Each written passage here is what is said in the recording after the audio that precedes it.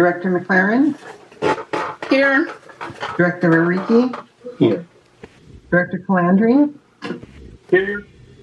Director Yurosek? Here. Director Parris? Here. Phyllis Stanton is not on, but Kate White? Here. Craig Parton? Here. And Matt Knudsen. Here. Okay, we're on adoption of the agenda. Is there a motion to adopt the agenda? So moved.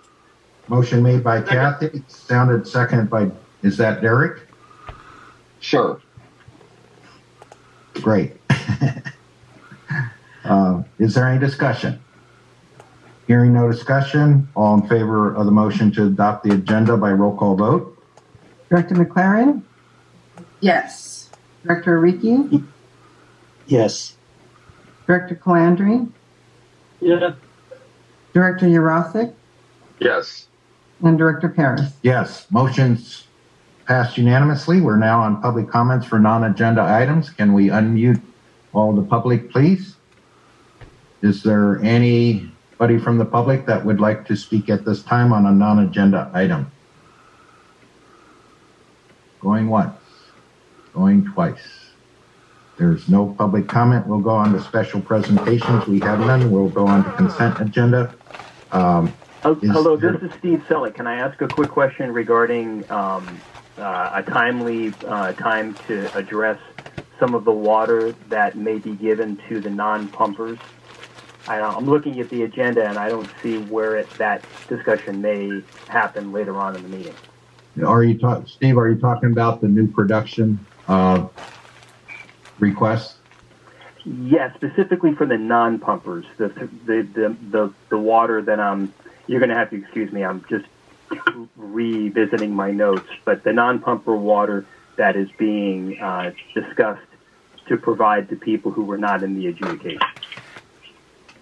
I think you're talking about the new production that should be coming up later in the agenda. And Okay. I'm sorry to bother you guys. I'll hang no back. problem. Okay. Yes, hi, this is Jeff Siebert. May I speak for a moment? Sure, Jeff. Yeah, I was trying to get off of mute when you went away. I'd like to speak to that same subject, so should we discuss that later or now? It's going to be discussed during new production. This time is for non-agenda items right now. Okay, thank you. You're welcome. Anyone else? Okay, hearing no one else, we will go to the consent agenda. Is there a motion to approve the consent agenda? So moved. I'm sorry, I didn't hear that. So moved by Calandri. Thank you. Motion made by John. Is there a second? Second by Adam. Second by Adam. Is there discussion? And the consent agenda for the public is the payment of bills through May 20th, 2021, Treasurer's Report for the month ending April 30th, 2021, Accounts Receivable, Aging Summary as of April 30th, 2021, and minutes of the April 28th, 2021 regular meeting. So that's what's before us right now. Is there any discussion? Hearing no discussion, all in favor of the motion to approve the consent agenda by roll call vote? Director MacLaren? Yes. Director Ariki? Yes. Director Calandri? Yes. Director Yurosek? Yes. And Director Parris. Yes, motion's carried unanimously to approve the consent agenda. We're now on the advisory committee report. And James, are you on? Was James on vacation? No. Okay. James, we see you out there.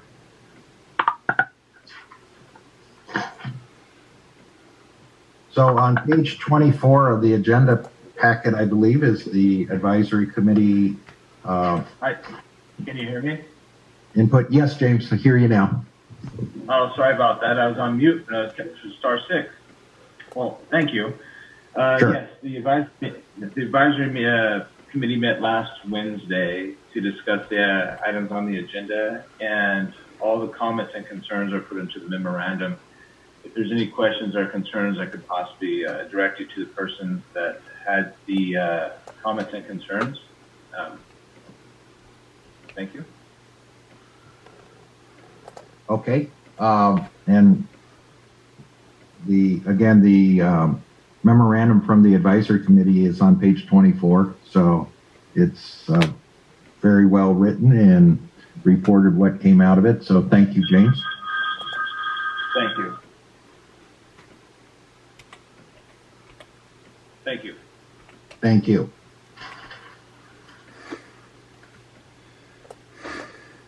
And this brings us to the action items. We're on action item A is public hearing to consider proposed adopting section 14N of the AV Watermaster's Rules and Regulations.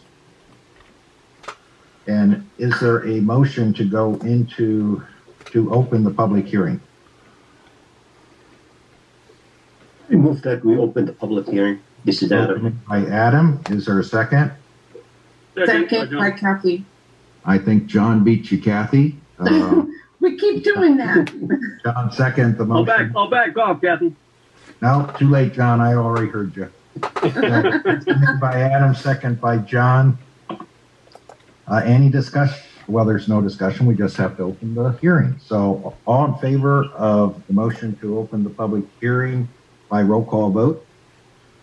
Director MacLaren, Yes. Director Ariki, Yes. Director Calandri, Yes. Director Yurosek, Yes. and Director Parris. Yes, motion's carried unanimously, and now I believe it's the Craig show. Go, Craig. Thank you. Appreciate it. This is the second round of looking at amendment to the rules and regulations in section 14N concerning new production issues. The board may recall that last month we had an open session. The adoption of the resolution was tabled for 1 month, and the purpose of that was to make sure we had heard comments from the advisory committee and others as to any concerns with the issues of new production. Mr. Kyle spoke at the public meeting last time. I assume he will echo his comments or maybe elaborate on them again at this hearing. We've had communicated, we being the Watermaster General Counsel have had email correspondence with Mr. Kyle and his concerns, and are aware of the concerns raised by the advisory committee. That basically their suggestion is that we look at a cap on new production similar in concept to what the small pumper class has, and also consider prepayment of replacement water obligations that are consistent with the new production application, and some discussion about whether those prepayments should be for multiple years in advance. The Watermaster General Counsel has considered the comments and is not recommending any changes to section 14N from last month. I understand there's concern about new production, and I'm sure we'll hear from the public about that. But I remind the board that there are no limitations put on new production applications as to the amount. And there's two basic reasons in the judgment and physical solution for that. One is the control exercised by the Watermaster engineer to find that the use is reasonable, to analyze the application, and to determine whether there's any factual inaccuracies.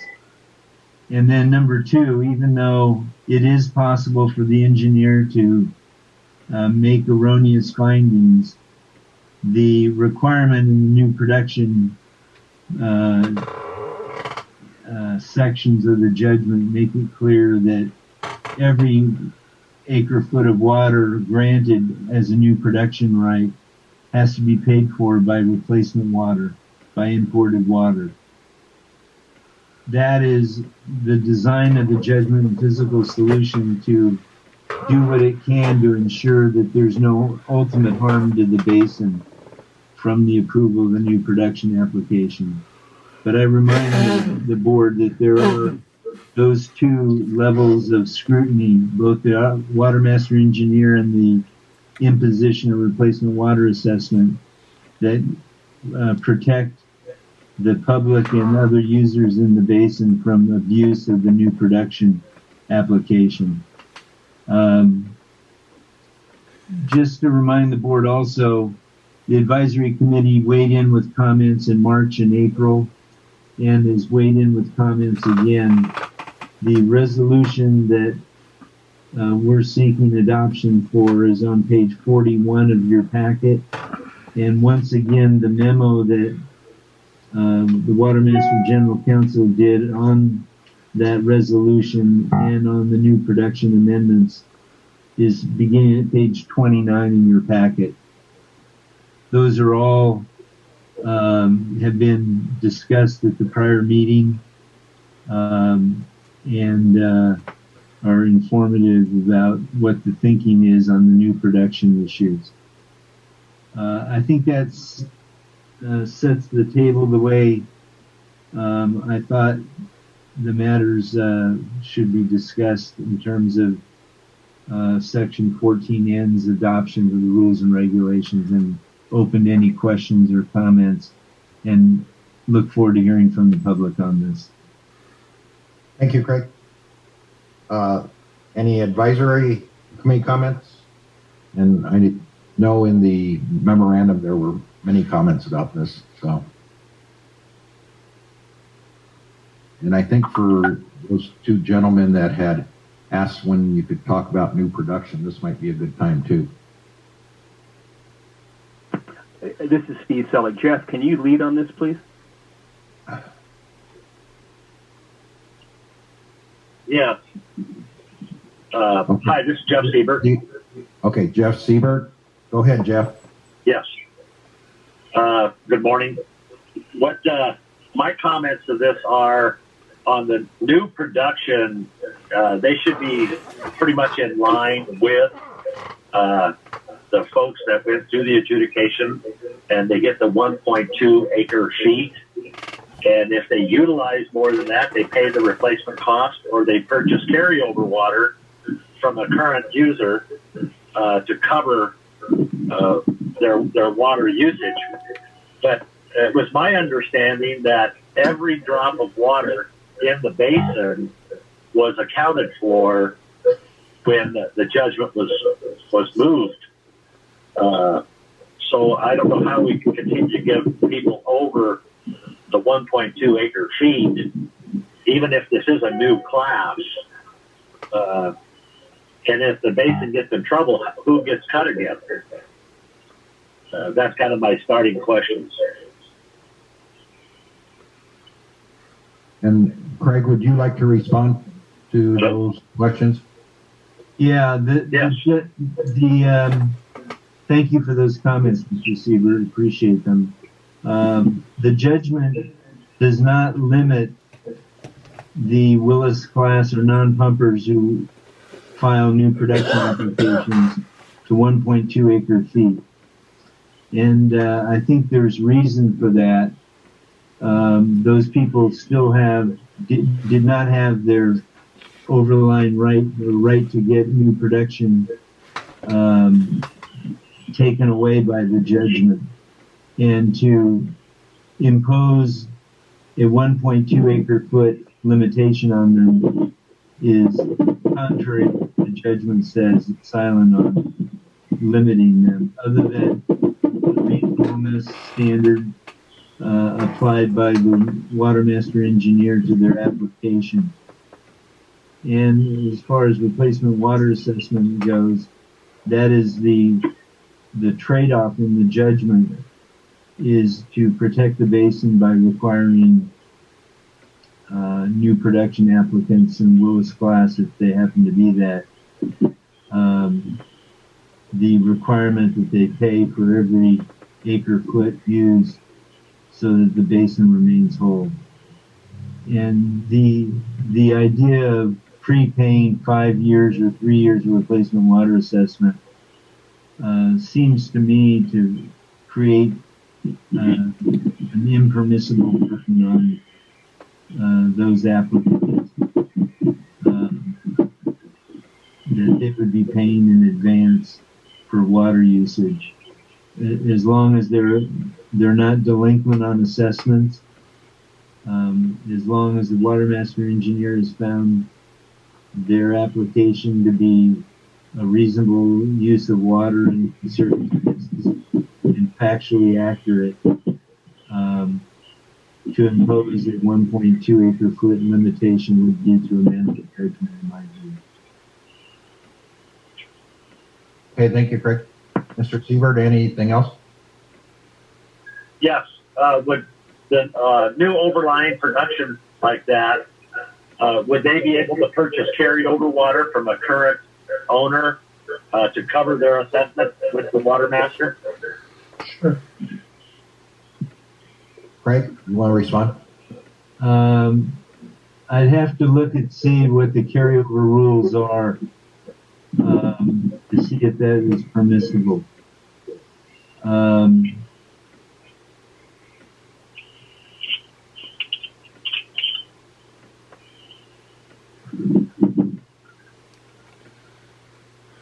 Okay, thank you. Sorry. Thank you, Jeff. Any other comments? Yeah, this is Steve Selleck, sir. Go ahead, Steve. And the gentleman, I believe he's an attorney, correct? He works for... Craig Parton is the Watermaster attorney. Got it. And so shouldn't he review the carryover rules prior to any vote? This isn't an application for a carryover. This is an application for new production. Okay. So let me ask you a question. To the best of my knowledge, the total safe yield that Judge Kumar applied to the adjudication was 110,500 acre feet for the entire valley. If we give more water away, where does it come from? Yeah, that's the what needs to be factored in is the implication of getting imported water through a replacement water assessment. That water comes from outside the basin. But it could come from anybody that has water, correct? It doesn't have to come from outside the basin. Well, replacement water assessment is defined as imported water. So it can't be a negative impact on the basin. So it wouldn't be entitled to meet that obligation through another transfer. Well, yes, sir. But if I have carryover water that I'm legally able to sell, how can you prohibit me from doing that? That's in the adjudication, and that's a right that I have. Yeah, but it's separate from the person making a new production application and how they're going to pay for their water use. That's what's being analyzed today by the engineer. Is the anticipated final decision going to preclude me from participating in that possible sale? I'm not sure what possible sale you're talking about. Are you talking about selling your water to a new production right applicant? Correct. Yeah. It's silent on that. I'm sorry, it's what, sir? It's silent on that. That'd have to be determined in a future transaction brought before the Watermaster board. Craig, this is Rob. That would be a transfer request, right? That would be brought before the board. Right. And some of those have been brought and approved. So this public hearing is not to discuss the rights of selling carryover water, and I understand your concern. These transactions have been approved, but it's through a transfer request. Is that correct, Craig? That's correct. Well, in times when water is in a drought situation, we're giving these non-pumpers a legal right to water in perpetuity, right? It's their right, correct? We're granting to them a set number of acre feet that cannot be taken away, correct? Well, we're giving them a new production right. But it cannot be taken away in time. It's a defined right under the terms of the judgment. Similar to what I have as a member of Exhibit 4, correct? Not really, because you have an overlying right. This is a right that can be forfeited if replacement water assessments are not paid. So what happens if there's no water available for them? Can they sue us? Can they sue someone because they've been promised water but there's no water available? You mean replacement water assessment isn't available for them? Yes. If they can't buy it from me, and we're giving them water in perpetuity, they have a right to it. Yeah, I think. What happens in a drought? Who's responsible for that water? Mr. President, this is Robert Cush. I think we're getting a bit far astray of the agenda. Yeah, And I'm a little bit worried that Mr. Cush. we are getting into advisory and hypothetical opinions from legal counsel without an adequate background on the subject. Yeah, I agree with you, Mr. Cush. I'm very sorry, gentlemen. I just have a concern. So I will reiterate what Jeff said. I think we look at the rules and regulations. We cap the non-pumpers at a reasonable amount, 1.2, and if they need to purchase water, they can intervene and purchase water, carryover water that's freely available in the market. I'm sorry to have stalled the meeting. Thank you very much. No problem. Thank you for your comments. Are there any other comments? Any other public comments?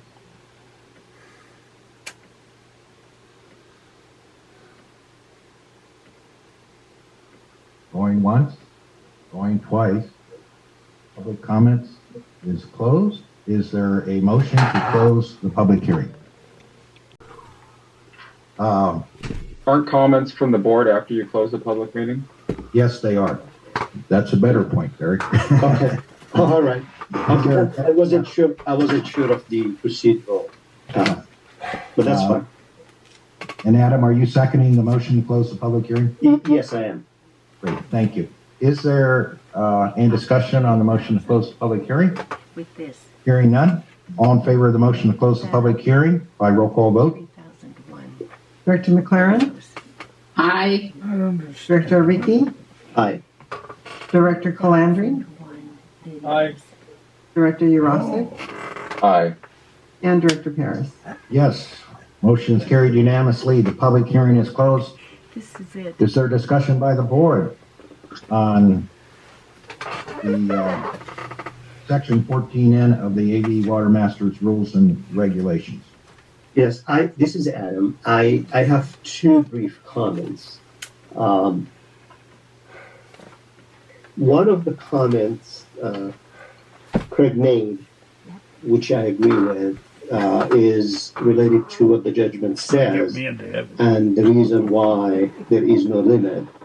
And he cited as the engineer's determination of the proper beneficial use, and then the fact that there will be a replacement water fee imposed on non-pumpers as the two reasons, which I'm good with.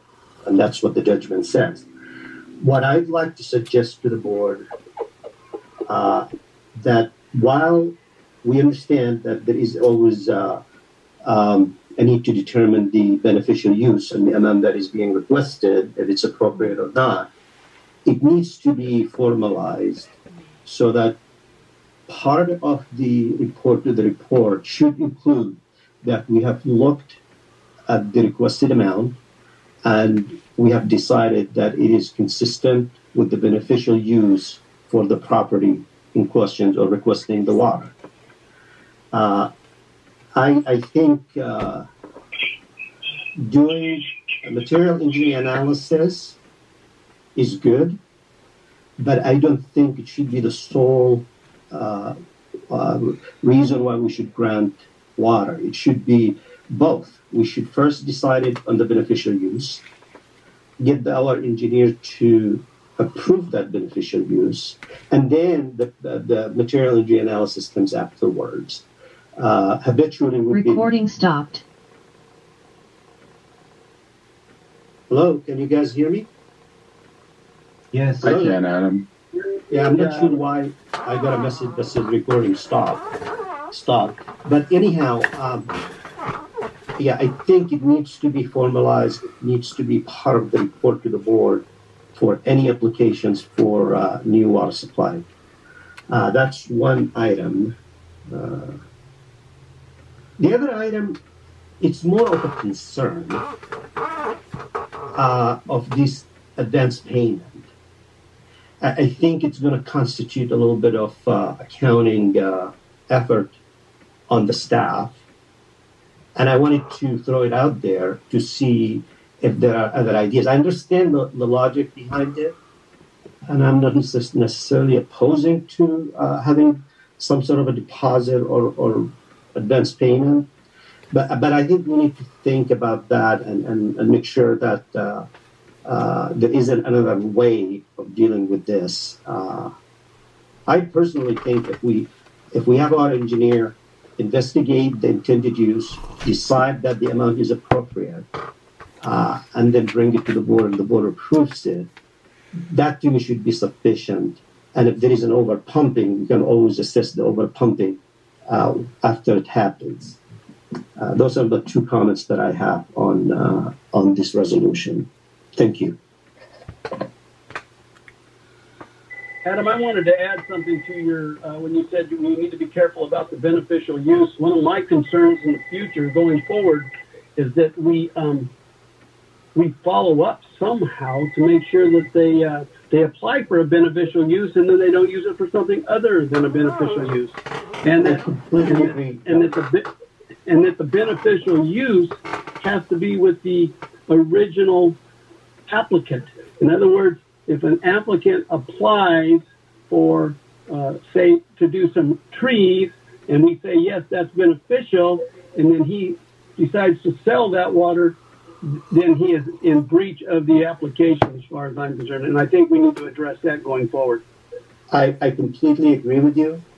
And I think the judgment, and I leave this up to Craig, is very clear on where that water should be used. It should be used on the property that was applied for.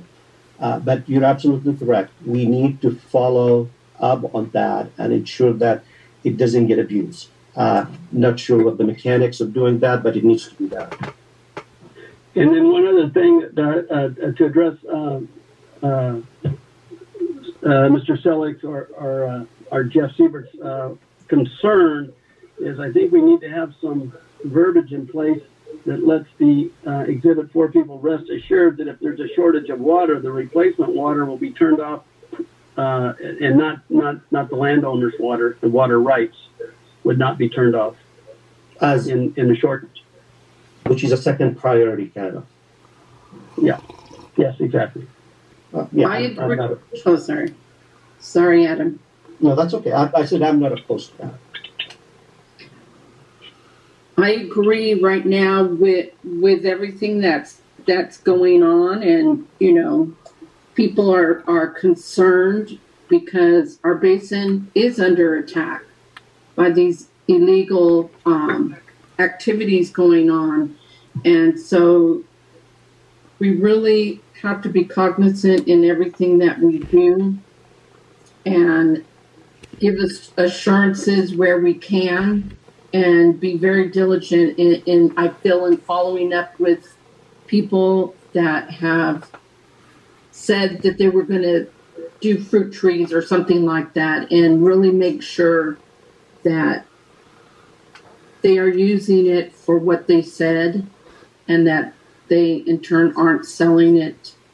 So I agree with the two people, and I know this is maybe something that we always can't just put it in legal terms, but we have to make everyone feel assured that we're doing our best to follow up and watch out for everyone's best interests.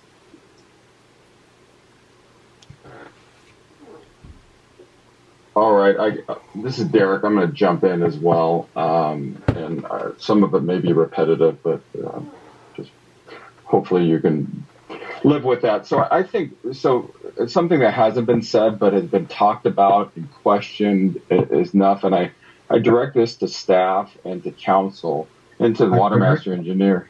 Yes. Yeah.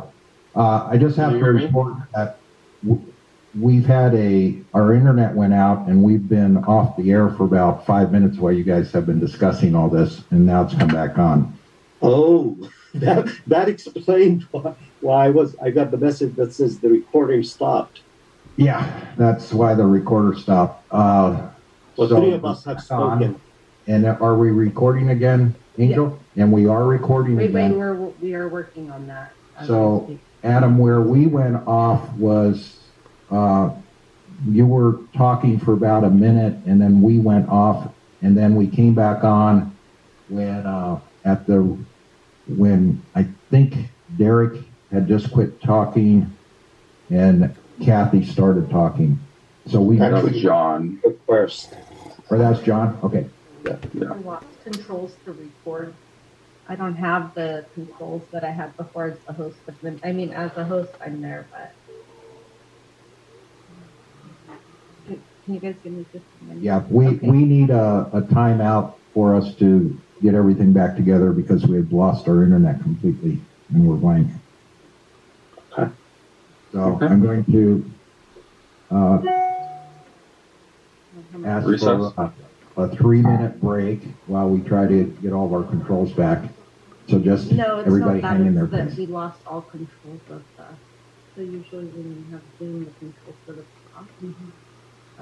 We no longer have that. We have it.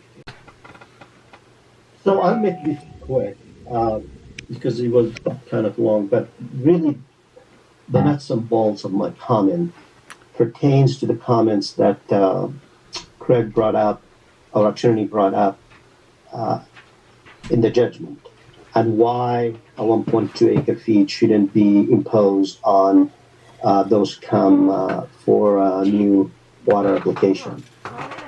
I'm fine with that. I understand what the judgment says, and I agree with him.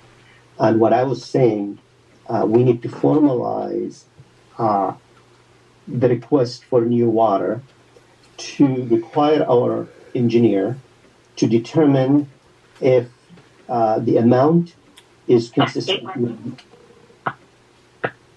Hello? Yeah, you're fine, Adam. Go ahead. Okay. If the amount requested is consistent with the beneficial use. So we need to make that a just part of the process of the applications. Currently, what happens is our engineer look at the material engineering analysis and decides if there is or there isn't. And to my knowledge, I've been now on the board for almost 5 years, maybe even over 5 years. There has been only one case where that was the case, and that was a proposed well by LA County Water District 40, and because it's a large production. So that needs to be part of the process. I think we still need to determine the material engineering analysis, but it would be the next step after determining that the amount requested is consistent with the proposed beneficial use. And then the other items that I have said that I was concerned about, not opposed to, is this idea of having a deposit or an advance payment for over pumping. I think if we ensure that the requested amount is consistent with the intended beneficial use, and there is no material engineering analysis, we can always charge for over pumping after it happens. And the reason for this is it is going to be a bit of accounting, time-consuming task for the staff to keep track of, refund the money when it's not being used, and so on and so forth. So those were my two comments. Then I let Mr. Calandri, Director Calandri, have added to what I said, which I have concurred with, but I will allow John to make that clarification. Can I jump in for just a second to clarify? something in the judgment. Please, The judgment at 18.5.13 requires that the new production be established as being reasonable in the context of all other uses of groundwater in the basin. And then section 18.5.13.2 requires the Watermaster engineer to make a finding of no material injury.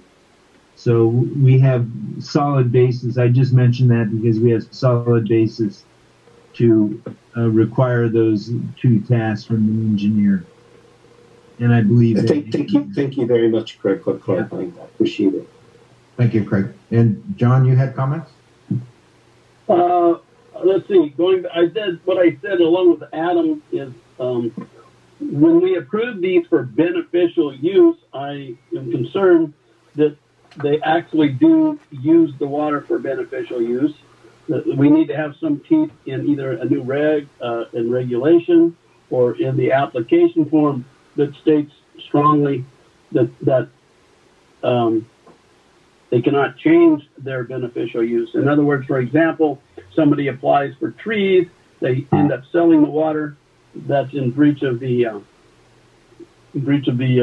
application, or in breach of the rules and regulations, whatever we decide to do.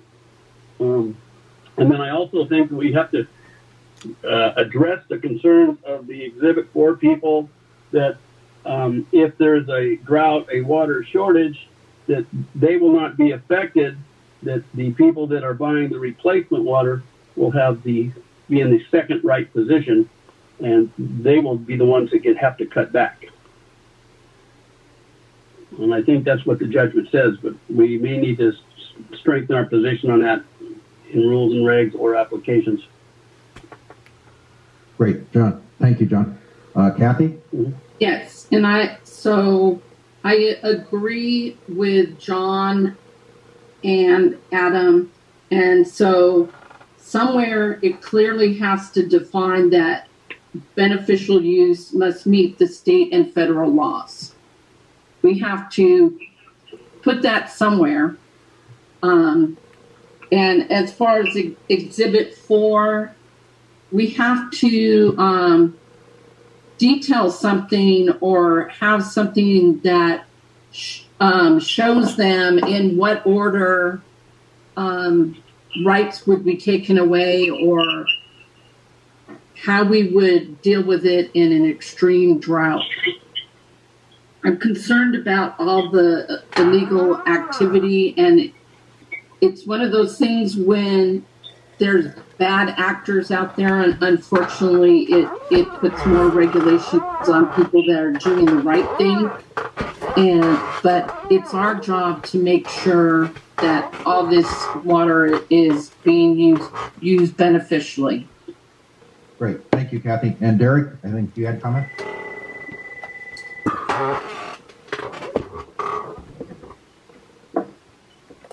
Derek, are you muted? I am. That would help if I unmuted. So my first comment is in regards to, this item that's come up at public hearing here recently in advisory committee meetings and other board meetings. And it really needs to be, I would ask staff and council and maybe the Watermaster engineer to work on, let's call it I don't know the right word for it at the moment, but, an educational process of explaining the difference between, production rights, Exhibit 3, Exhibit 4 rights, and what we're talking about is, this replacement water, this conditional water, and understanding the difference, because I think it gets very convoluted. I don't think we as a board have explained it well enough to the public, because they continue to ask and I think overlap what the two mean and how they interact, and if they interact at all, which I would say no. And I think it's important for us to do that and look at that. To the comments that the other board members made, and as well as public, I agree with them. I think, and I asked Craig, this question is, I want to be cautious of us saying this is implied by the judgment or implied in the rules and regs or implied in the permit. versus it's stated. And it's stated that, this is replacement water, that there has been a material injury analysis done, which I believe it has. This is for reasonable use and beneficial use. And if the water is altered from its permitted process and used for other, then that permit becomes invalid and revoked. And I think, I want to confirm, because I think that will reassure both the board as well as the public that, there are the parameters and there's the, ability of the Watermaster to stop, the availability of that water for these new production permits. Thank you, Derek. And my comments are, I agree with all the board's comments. I don't think a deposit should be put on by people who are just doing legal things to either business or property. I think it should be just for the beneficial use, and we need to really focus on that in our analysis. I like Kathy's comments about if we can put something in that the water use has to be in compliance with state and federal laws. I don't know if we can do that, but I like that. The other thing I would say is when it looks like there's a large amount of water being requested, I'd really like the applicant or a representative of the applicant to come before the board so we can talk to them about our concerns. And I do agree 100% with the advisory comments and in the board's comments that we have a major problem in this valley now with illegal cannabis grows and people stealing and getting water by any means they can, and it's not consistent with our adjudication. And as a Watermaster board, we need to do everything possible to stop that. So those are my comments. Craig, you've heard all the comments by the board. Can we do something with the regulation that would include the comments that have been made? I think so. I appreciate what the board's saying, and the judgment is very clear about the nature of the representations being made by an applicant for new production. And Derek is right on that there's confusion when new production right is talked about as a production right. That's a confusion. A production right is a right to native safe yield free of replacement water assessment. A new production right is contingent or conditioned on paying a replacement water assessment.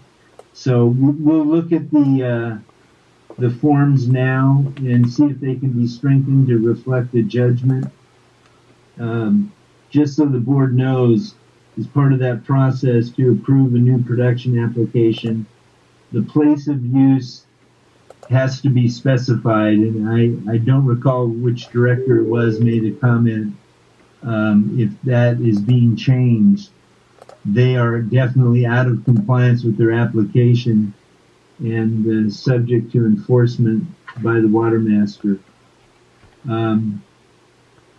Also, I think it's worth mentioning the enforcement issues with trying to deputize staff to make investigations and etc.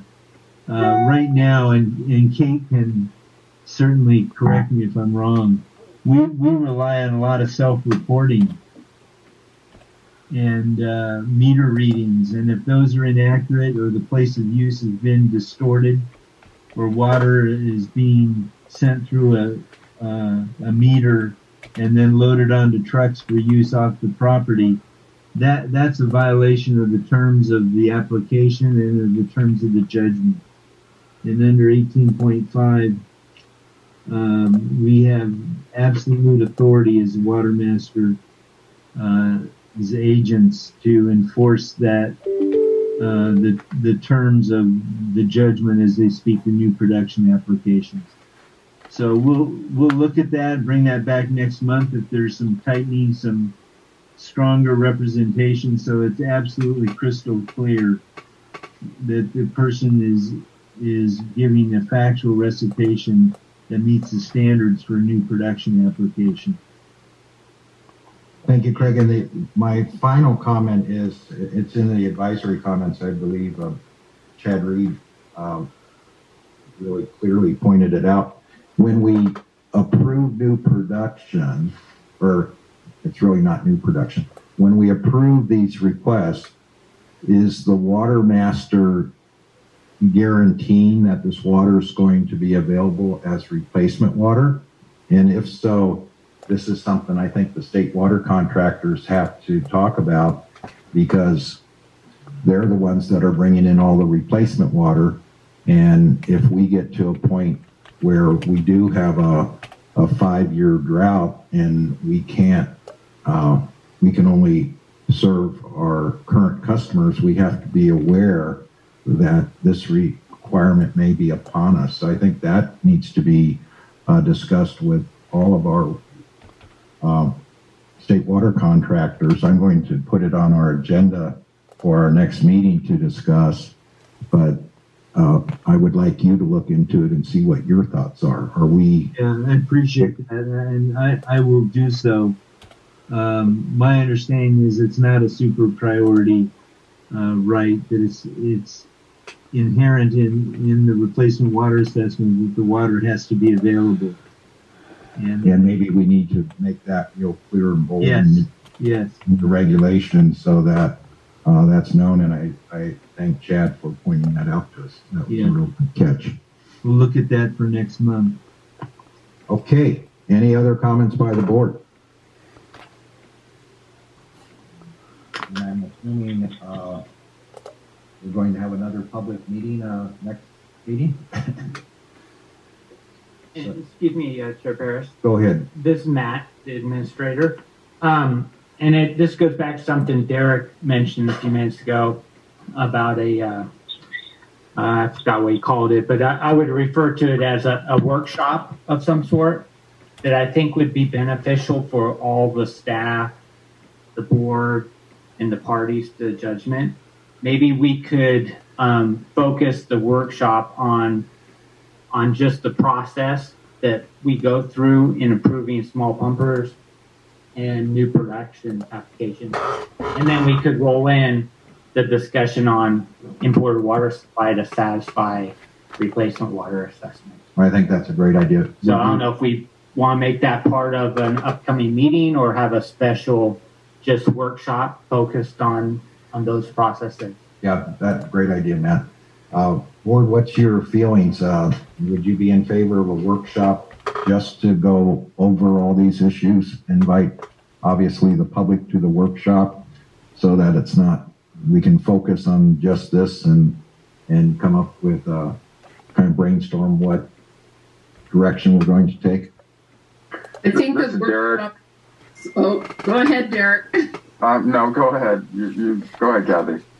No, I think a workshop, sometimes a little more informal way of doing things lets people feel easier about asking questions, and we could really dive deep on some of the areas that people need to understand, because this is not easy understanding all these rules and regulations.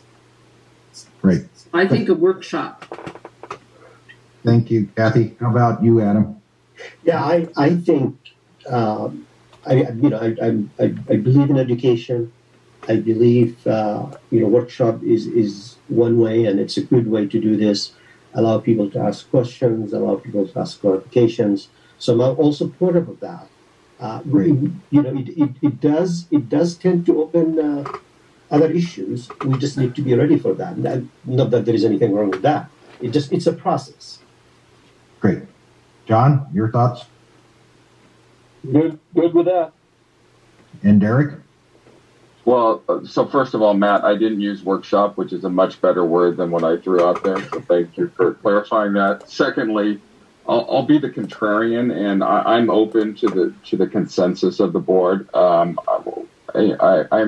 cautious of cost, right? We are on a tight budget and know that. So having another meeting is putting pressure on our budget. And so I'd ask staff to think about that. And then secondly, I think, we have a good, contingency of the group. And, that it may be a workshop within a current budget meeting or a current board meeting or after the board meeting. But I would just be hesitant that we try to create another date for it. So that would be maybe, just an alternative is have it, before or after the board meeting. Yeah, I think that's a great comment, and we could easily schedule it an hour before one of our board meetings and invite the public for that, and then we'd start our meeting. So, and that would not be costly at all for us. So, yeah, I think that's an excellent solution. Yeah, I do too. So, Derek, you were able to agree with the consensus and get a consensus. There you go. Excellent. And just for that reason, I agree with you, Eric. Okay, so no action's going to be taken on item B, and I think Craig has his marching orders, and staff will work on putting together a workshop probably maybe before our next meeting to just go over this before we have another public hearing on it. I guess is how we would handle it. Okay. Very good. Thank you, everyone. We'll move on to item C, well applications, non-production monitoring, and pilot well applications. And Angel is going to cover this item. Angel, you're on. All right. Can I mention something before Angel, before you talk? Yes. We're tabling resolution 21.-12, subject to more information and analysis being given to the board. Is that right? Well, we're not tabling it. We're just not taking any action on it, and we're planning to schedule another public meeting. Is that the proper way to do it? Because to table it, we'd need to have a motion to table and second and go through that. Yeah, I guess I'm seeing that language in 14N as standing alone and dealing with payment of costs, etc., as worth considering for adoption now. But if the board's feeling is there's going to be more information that informs that amendment, that's fine. I just wasn't clear why a vote on 21-12 wasn't appropriate. Okay, the good comment, Craig. Explain that to the board and me, because I'm the one that did not understand that. So you think we should go forward with the vote on R2112 and then just bring up the other issues in another forum? Yes. Okay. Hold on 1 second. I thought there is we will strengthen some language in there, and then add some verbiage. That may that may be. I'm just taking notes about what we're going to do in response, and that's fine. I'll relook at it, do that analysis, bring it back to the board, and then recast another resolution amending the new production. And consensus of the board, we're good with it coming back to us after review and additions. Yes. The one thing, Mr. Chair, that I'm not clear on is, are we keeping the provision of advance payment in the resolution, or does the board? I think I was the only one that raised a concern with it, and I'm open to listening to other ideas. I don't think advance payment is in the resolution right now. I thought it is. No, Craig is no. Yeah. So what were you proposing to add it? I wasn't proposing to add it. I think the consensus is from the board that we are not in agreement with an advance payment. Okay. All right, then I stand corrected. I didn't realize that. I thought it was in the resolution. Thank you. Okay, great. Okay, Craig and proper procedure is just not to take any action on this now, not, right? We don't have a motion before us. That's right. Okay. Thank you. So now we're on item C, well applications, non-production monitoring, pilot well applications. Angel. Yes. Okay. Good morning. Today we have 2 monitoring well applications on this month's agenda. The monitoring well applications start on page 47 of your agenda packet. The Sanitation District of Los Angeles is applying for 2 new monitoring wells for the Palmdale Reclamation Plant located in the Central Antelope sub-area. The new monitoring wells will replace existing monitor wells that went dry in 2003 due to declining water levels in the basin. These wells are necessary to monitor the nitrate levels in the groundwater. These wells are included in a cleanup and abatement order performed under the California Regional Water Quality Control Board, Lahontan Region. The construction of these monitoring wells was scheduled to begin May 10th, which required approval of the applications before today's board meeting. To keep the planned project on schedule, the applications were approved at staff level and provided to the applicant on May 5th. Does anybody have any questions regarding these applications? And just so the board's aware, staff did contact me regarding this as a kind of emergency approval, and I had given them the okay to go forward, but to make sure we would vote on it at this meeting.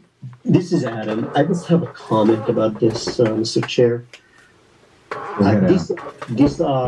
It's a public agency. We understand what these wells are. We understand their purpose. I want to caution the board, and I for one, feel a bit apprehensive about issues that get approved outside the board meeting. We just don't want to get into it. It's a slippery slope. So we don't want to get into that habit. So to the maximum extent practicable, I'd like to keep these approvals at the board meetings. Even if there is a need for us to hold a quick Zoom board meeting to do that, I'm fine with that. But I really think I would like to keep these things in the hand of the board for all the decisions on the groundwater issues. And Adam, I agree with that completely. This seemed to be kind of emergency situation. We had one other come up where there was a well that went down that had to be approved quickly. It came back to the board because a facility was going to be shut down if it wasn't. And this is only the second one that I know of that has come before us. But I agree with you that we should do that.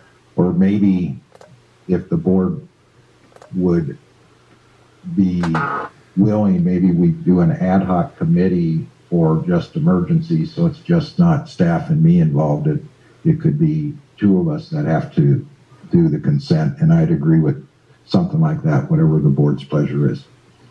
I'm fine if there is a legal way to deal with that, short of bringing the entire board for a quick meeting. And that ad hoc committee, whether it's 2 board members, I guess it has to be 2 board members, can maybe contact the other board members and make sure that they are aware of it. But again, even with that, we really should try to minimize those events. I don't know what the nature of this emergency with the sanitation districts. Like I said, I understand the purpose of the wells. I couldn't, in my mind, make a case that it couldn't wait a week or 2, but maybe I'm wrong. So that's why I brought this up. I know, I appreciate that.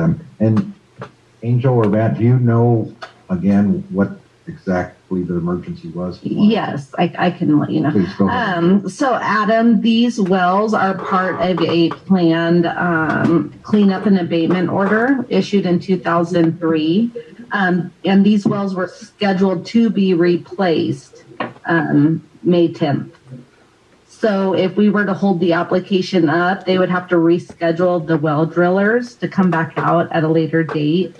and they were trying to avoid and stay on schedule, or trying to avoid having to reschedule and stay on schedule for the planned cleanup and abatement order. So was the sanitation district unaware that we were? They got it in right at the cutoff. So once they provided the application. Yeah, they thought they could meet the April deadline meeting, but they just missed the cutoff for the April meeting. Yeah, because we have to get everything to the advisory committee first. So the agenda was already out for advisory. Okay. Yeah. And I appreciate that, but when did the sanitation district know that they will need to replace those wells? It couldn't have been in April. That I'm not aware of, Adam. Trust me, it probably was way before that. That's my point. So someone create an emergency and then come to us to resolve it. That shouldn't be acceptable as an emergency in my mind.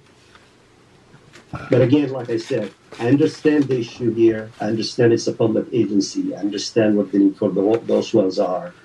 And it's not a big deal, but we don't want to get into the habit of doing that. That's all. I agree with Adam. Absolutely. This is Craig. Go ahead, Craig.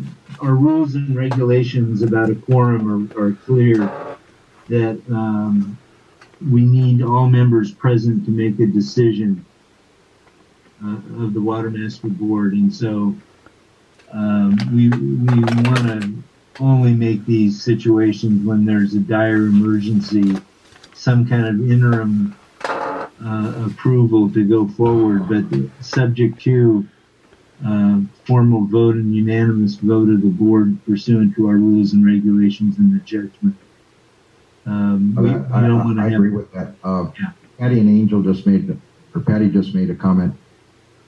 In a situation like this where it could cost the county, thousands of dollars if we don't take any action, would it be permissible to not take it through the advisory committee and bring it straight to the board if the timing was such and we deemed it an emergency? Craig? I'd be more comfortable with that option. It's just the notice provisions would have to be met. The bottom line is we have to operate transparently according to the Brown Act and give the public the opportunity to be heard. So we can have a special meeting of the board, give notice of it. But again, I think this is going to be exceedingly rare. It just so happens that there's been a couple of occasions the last few months.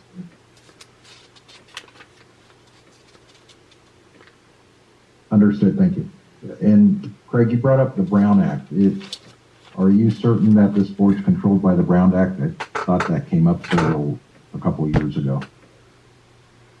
Yes, the judgment talks about the application of the Brown Act. And we follow it, practically speaking, regardless of whether there's a technical argument that we are not subject to it. I think the assumption in all of our procedural and notice behavior as a board is that we're subject to the Brown Act. Okay, great, thank you. Okay, go ahead, Angel. All right, and that's it. So does anybody have any other questions regarding the monitoring well applications?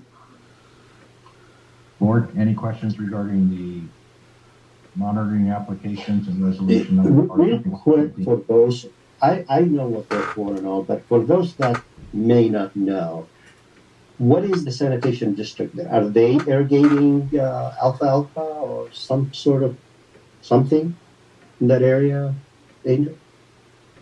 I'm not aware of what they do with their properties, Adam. I'm sorry, I didn't look into that before. Because you said they're monitoring for nitrate, right?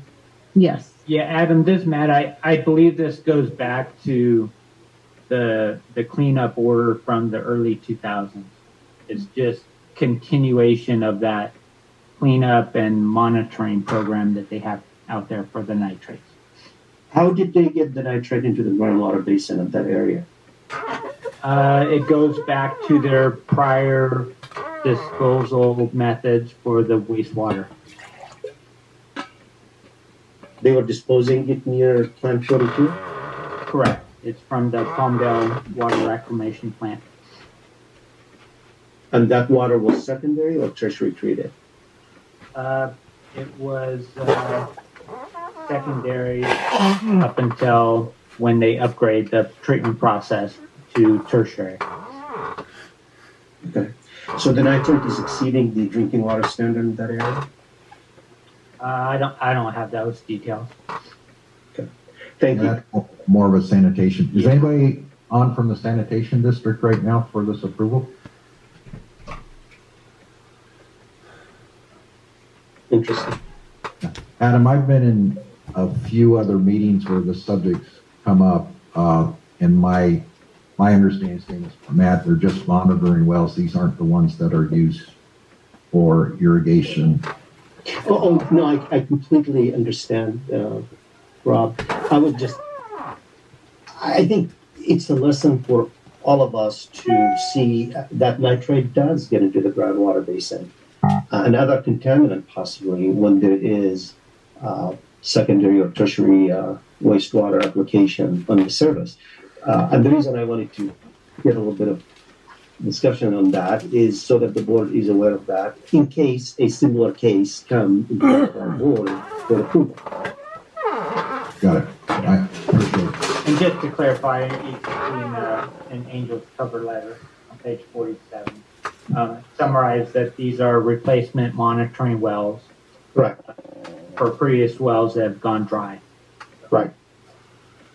Okay, any other discussion?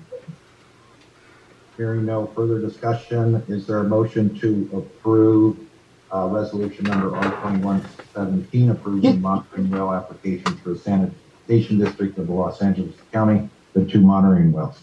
Motion?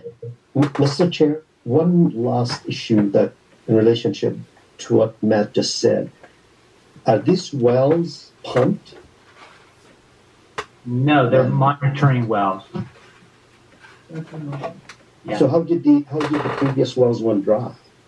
Because they had declining static water levels. So they were not drilled deep? They were not screened or drilled deep enough to capture the water they need to sample. Thank you. And what is the diameter of these monitoring wells? What is the what? The diameter.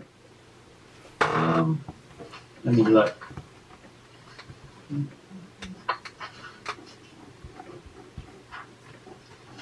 Sorry about that.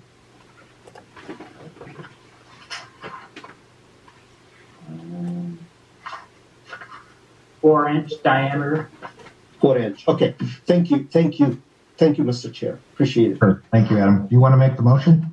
Yes, I move that we approve resolution. Now, let me get to the what number resolution is that? Yeah, it's resolution number R2117. R2117. I just want to make sure you're in good graces with the county. Yeah, I'm fine. It's just there were a bit of conflicting understanding on my part, and I wanted to make sure that they're clear in my head. Got it. Adam made the motion. Is there a second? Second. I didn't hear a second. John, second. Thank you, John. Is there any discussion? Hearing no discussion, all in favor of the motion by roll call vote. Director MacLaren? Yes. Director Ariki? Yes. Director Calandri? Yes. Director Yurosek? Yes. Director Parris? Yes, motion's carried unanimously. And I really appreciate the motion, Adam. It would have been real hard to call them up and say they had to take the wells out. Well, hopefully they won't come back again and do this again. They need to plan that. I'm sorry for that. We're on item D, well application, small pumper qualifying and replacement well applications. Okay. Angel? Yep, we have one small pumper application on this month's agenda, starting on page 59 of your agenda packet. The applicant's name is Bree Co. LLC. The well is at an engineered truss yard in the central Antelope sub-area. This well supplies water to the on-site restrooms used by approximately 35 company employees. The well was drilled in 2005, And the documentation provided shows that the well pumped less than 25 acre feet of water per year between the time it was constructed in 2015. Does anybody have any questions regarding this application? Any questions, board, public?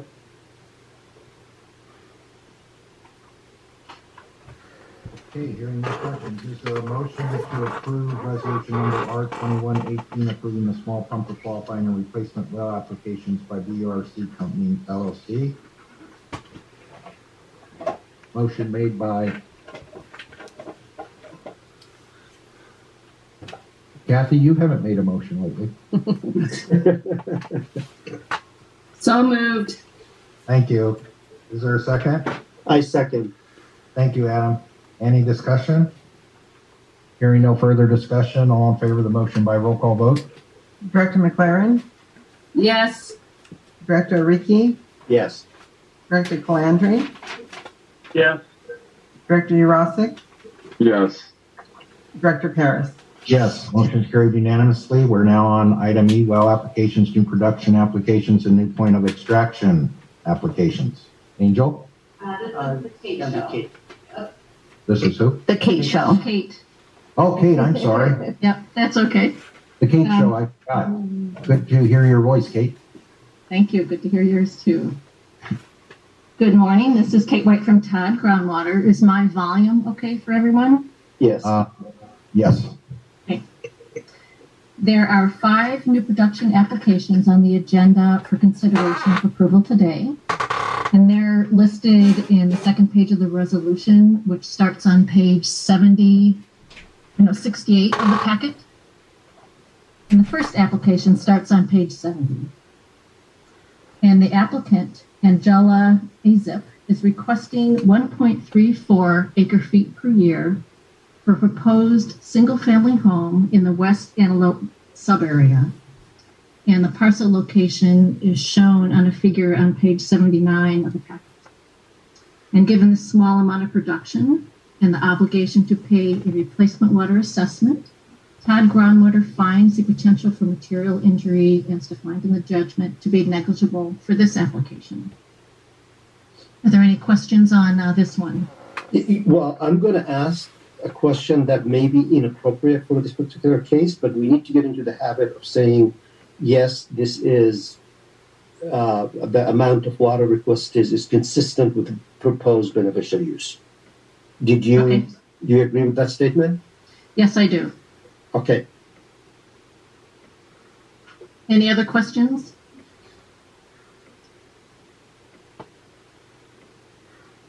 All right, the second application is for another member of the Azip family.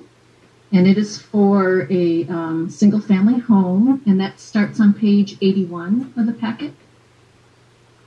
And Bogarth Azip is requesting 1.3 acre feet per year for a proposed single-family home, and this is in the central Antelope Valley subarea.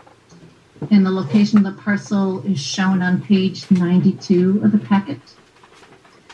And this water use is consistent. The amount is consistent with the uses, and given the small amount of production and the obligation to pay a replacement water assessment, we find the potential for material injuries defined in the judgment to be negligible for this application as well.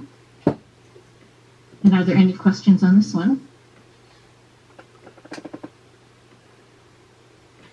I have a question, Kate. So on the applicant, it's the same applicant for both of these new productions in different parts of the Antelope Valley for residential use. Just have we done anything to make sure that, other than reading their applications, that they're putting in permits for new homes or anything? Yes, they are on the application they do indicate these are for single family homes. And one of the applications is, even though it's the same family, the first application is affiliated with Angela Azip, and the second one's affiliated with Bogarth Azip. Okay, gotcha. Thank you. Page 126. And their second application is also for a single family home, And that starts on page 128 of the packet. And it's also for 1.3 acre feet per year for a single family home and landscaping in the West Antelope Valley sub-area. And that parcel location is shown on page 138 of the packet. And we feel that their requested water use is consistent with what they have proposed. And given the small amount of production and the obligation to pay replacement water assessments, we find that the potential for material injury as defined in the judgment to be negligible for these two applications as well. So all the four applications that I've mentioned so far for 1.3 acre feet per year for single family homes. Are there any questions on the last two I discussed? Yeah, Kate, another question. So, wait, John, go ahead. I'm sorry. My question is, I noticed the address is the same, but are the parcel numbers different? I'm trying to thumb that through. Yes, all four parcel numbers are different, and the last two I mentioned have different parcel numbers. Got it. Thank you. Welcome. Are people required to have permits to build a home before they request permits to put in a well? No. Yes. No, they have to. Now, I know building and safety will ask them for, where are you going to get water? I understand that. This is why water agencies issue what is called the well served water. But they have to have some sort of a permit to build a home before they drill the well. Do you know that? Because I think the county health. They have a permit to build the house, but they don't have to have the permit to apply for a new production. No, that's not what I said. You don't require a permit. Right. When they go to the county health to drill a well, the county health will ask them for a building permit. Because you're stating that you're going to use this well for domestic use. So there are specific requirements that the LA County Department of Public Health is going to impose on a well that is going to be used for domestic, such as the sanitary seal. Go ahead, Angel. Yeah. Adam, are you speaking of the actual permit to drill the well? Correct. Okay, so the process with the county is that the Watermaster has to provide they have to apply with the Watermaster for permission to pump water from the ground. Correct. Then they take that approved application to the county, provide that to the county, and at that time they're allowed to apply for a well drilling permit. Correct. And that's all that's correct, from our end. But simultaneously, the county health will ask them, what are you going to use this well for? Right. And if they say they would use it for domestic use, they will ask them for the building permit. Then at that time, I believe they would have to apply for their building a permit. Because part of getting your building permit is showing where you're getting your water from. Yes. Correct. And securing that. Yeah, that's why we're approving this. We wrote a letter to the LA County a long time ago, telling them don't approve anything before we approve it. So I understand. I understand. Okay, thank you. Okay, are there any more questions on these applications so far? Yeah, I think the feeling here. Should we trust that these people are going to build homes at this property? And it's a rhetorical question. I'm not asking for an answer because nobody knows. We have to take people at their word. But it goes back to what we discussed earlier. And I think Craig kind of said, yes, the Watermaster has the right to do this checking sometimes. So if we hear anything from anybody saying that so-and-so really applied for a single-family home but didn't build a single-family home, we still drill a well, and they are selling water, we have every right to rescind those approvals. Yeah, Adam, I think that's correct. That's correct, Adam. And the judgment specifies that, or the rules that they need to specify their place of use, and if that is place of use is changed or there's some material alteration in what they represented to the Watermaster board and the engineer, then we can move to enforce if we need to. Thank you. Okay, go ahead, Kate. Okay. The final new production application starts on page 94 of the packet. And Mr. Mendoza is requesting 82.5 acre-feet per year for a single-family home, farm animals, and to irrigate about almost 7 acres of potatoes and onions and corn, plus 50 fruit trees and 50 pepper trees.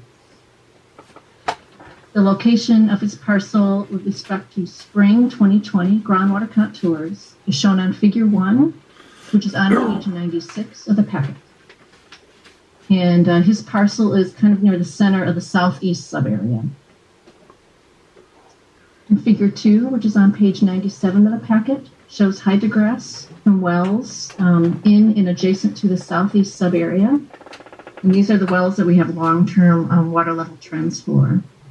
And 2 hydrographs, which are numbered USGS 31501 and USGS 31001, which are on the right side of the figure. Those wells are about 4 miles northeast of the Mendoza parcel and show declining water levels between about 2002 and 2014, with some seasonal variations.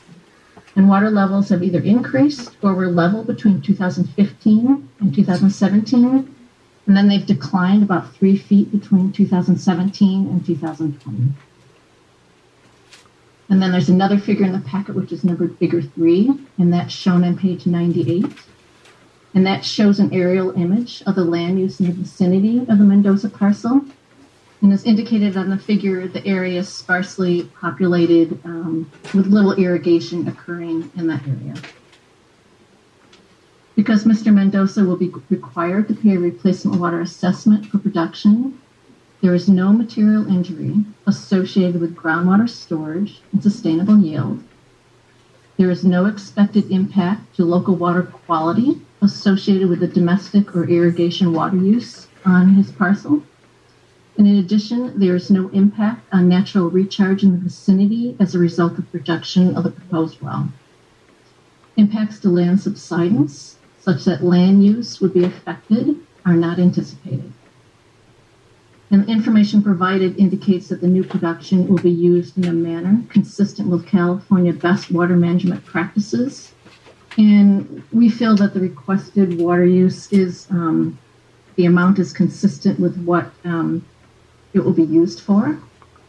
And given the applicant is required to meter all production and pay the replacement water assessment for any water produced, the estimated production of up to 82.5 acre-feet per year is not likely to cause adverse impacts. And accordingly, we find the potential for material injury as defined in the judgment to be negligible. I want to point out that the advisory committee did not recommend approval of this application. And that's in their memo, which is on page 26 of the packet. So are there any questions regarding this application? This is Calandri. I have a point of clarification. Did you say not 76 acres were acre feet were going to be for crops? 82.5. That's what he's asking for. 4.5 acre feet for trees, 2.0 for a house, and the balance to farm how many acres of it's almost 7 of potatoes, onions, and corn. Yeah. 7 acres. Right. Got it. Thank you. Welcome. So what kind of crop coefficient did you use for potatoes in your assessment? I relied upon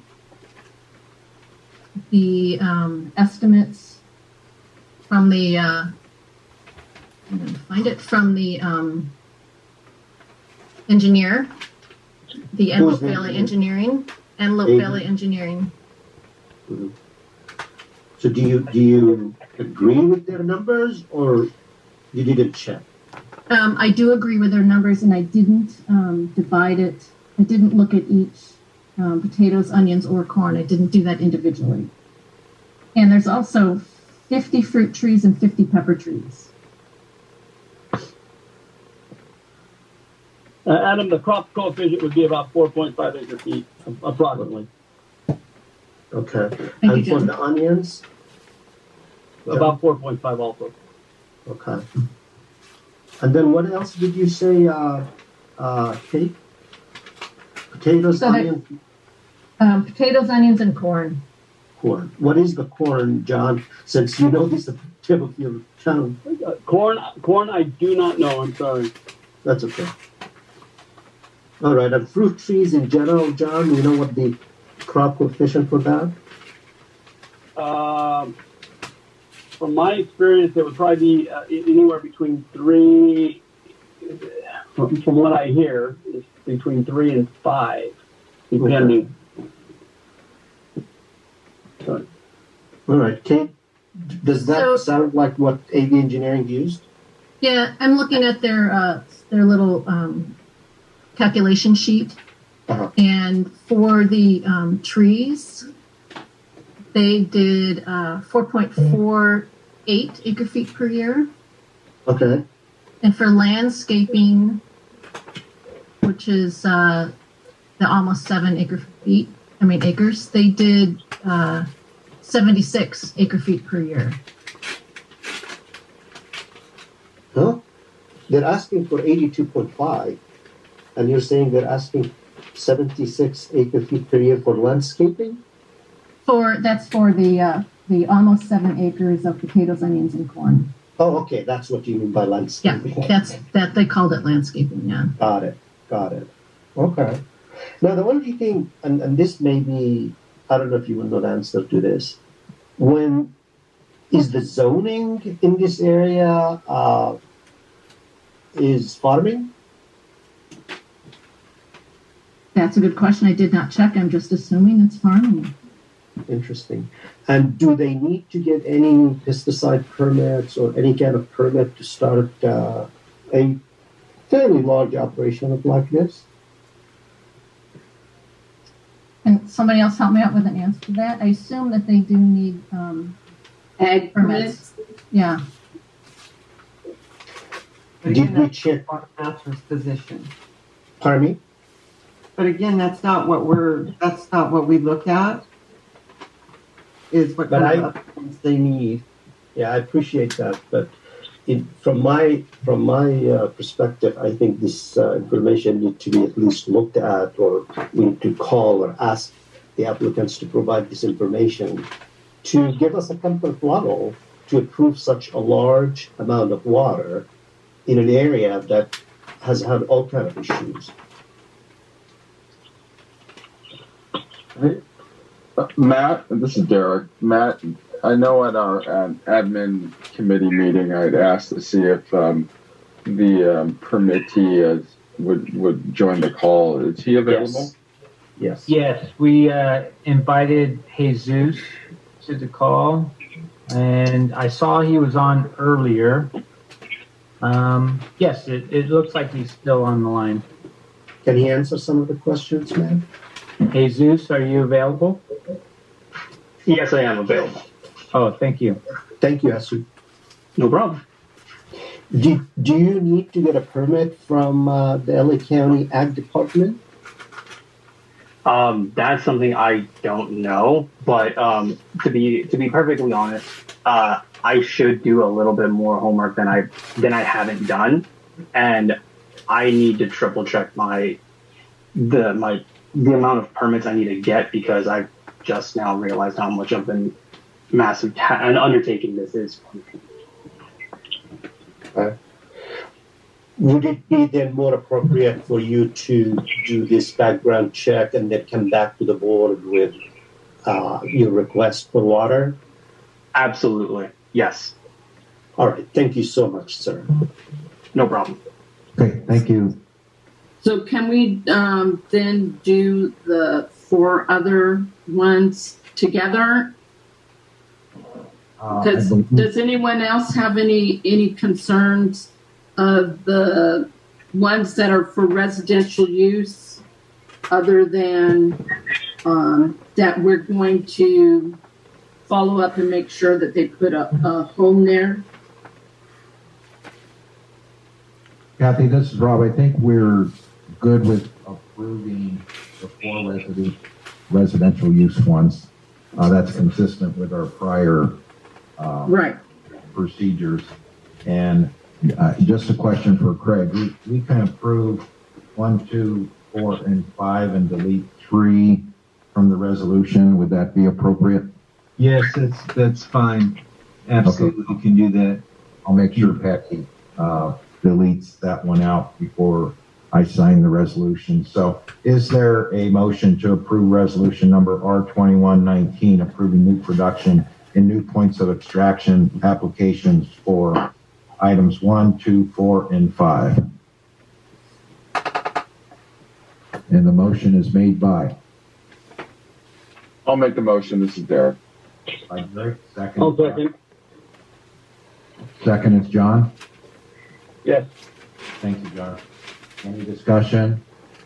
Seeing no further discussion, all in favor of the motion by roll call vote? Director MacLaren? Yes. Director Ariki? Aye. Director Calandri? Aye. Director Yurosek? Yes. And Director Parris? A yes, motion is carried unanimously. We're now on the administrator's report. All right. Good morning again. This is Matt. So a couple of items. First, real quick, we're in the process of completing our 2020 financial audit. We anticipate receiving a draft of that audit next week. Admin staff will review it, and our plan is to go over it in detail with the administrative committee made up of Directors Yurosek and Ariki. And then we'll be presenting that to the advisory committee once it's ready, in hopes to present to the full board for accepting and filing, so we can include that with our annual report that's coming up. And then second item. Can I ask that we put the second item on for the next meeting? Yeah, just based on time. Based upon time. Yeah, that would be helpful. Yeah, so next meeting, what Director Parris is referring to is there's a request at the last meeting to give an update on the state water project, being that it's a pretty low allocation year at 5%. So we'll table this until next. Great, thank you. And then we're on the Watermaster engineer report. Hi, this is Kate again. I'd like to do just a brief summary of approved new production and qualifying small pumpers.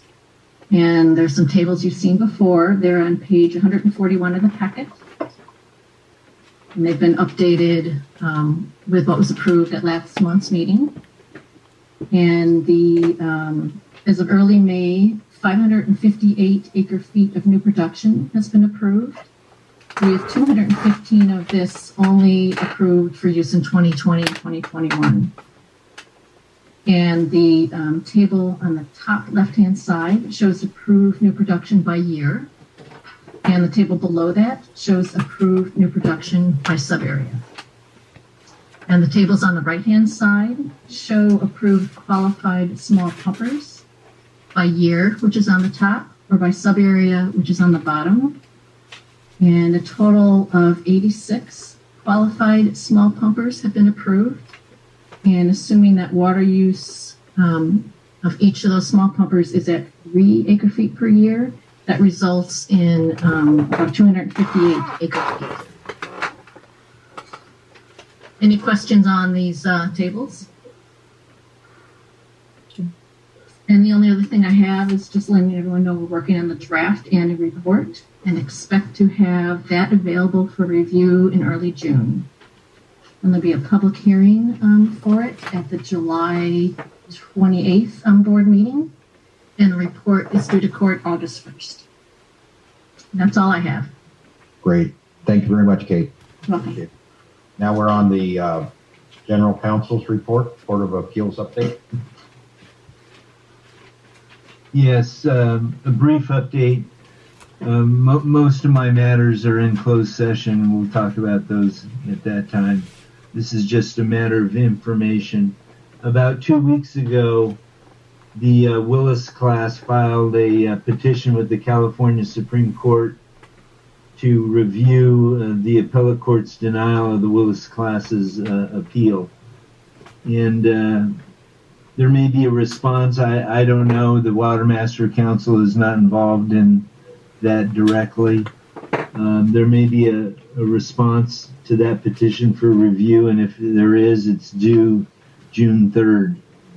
And as far as Phelan's concerned, you might recall that they appealed the underlying judgment, and that was denied back in December of 2020. And they did not seek Supreme Court review of that Court of Appeal decision. So as a result, that's the underlying judgment that they challenged is now final. But Phelan filed an appellate's opening brief in its second appeal on May 7th. And that appeal challenges an order by Judge Komar in April of 2018 that found that the 2-year grace period for paying replacement water assessment for 2016 and 2017 did not apply to Phelan. So our response to that second appeal is currently due on June 7. We plan to obtain a 30-day extension of time to file our response, and that is usually routinely granted. So that's the update of where the appellate process is now, and we'll discuss some other items in closed session. Thank you, Craig. And now we're on board members' requests for future agenda items. Are there any? Well, we're going to have the state of the state water project supply, right? Next meeting, Matt? Yeah, we'll put that back on the next meeting, Adam. I'm sorry. I have to be out here by noon, and that's fine.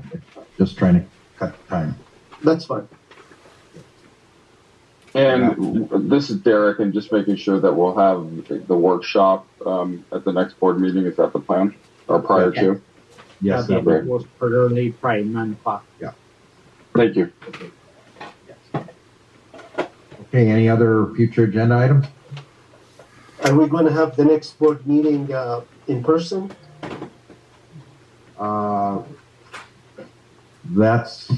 I would imagine we can do a hybrid. It's June 23rd. I don't know what the requirements are going to be. I know I've heard that the state is opening up June 15th, but let's wait until the state open and all that. Maybe the one in July. We'll see. Yeah. All right. And anybody's welcome. Well, I won't say anybody. Any of the board of directors are welcome to come to AVAC, and we can socially distance everybody if you want to be here. I'm here, and our staff is here today. Only if you guys buy us lunch.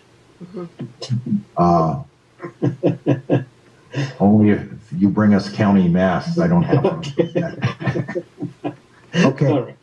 We're on item 13, closed session conference with legal counsel. Is there a motion to go into closed session? So moved. So moved. Second. By Kathy, and I think Derek, is that a second? Or John, is that a second? John. John? Second by John. Is there any discussion? Hearing no discussion, all in favor of the motion to go into closed session by roll call vote? Director MacLaren? Yes. Director Ariki? Yes. Director Calandri? Yes. Director Yurosek? Yes. And Director Parris? Yes, motion's carried unanimously. We will go into closed session immediately.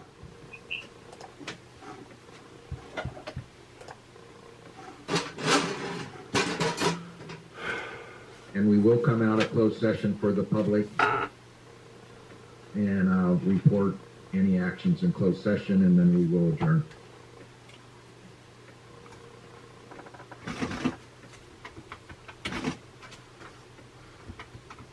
Recording stopped.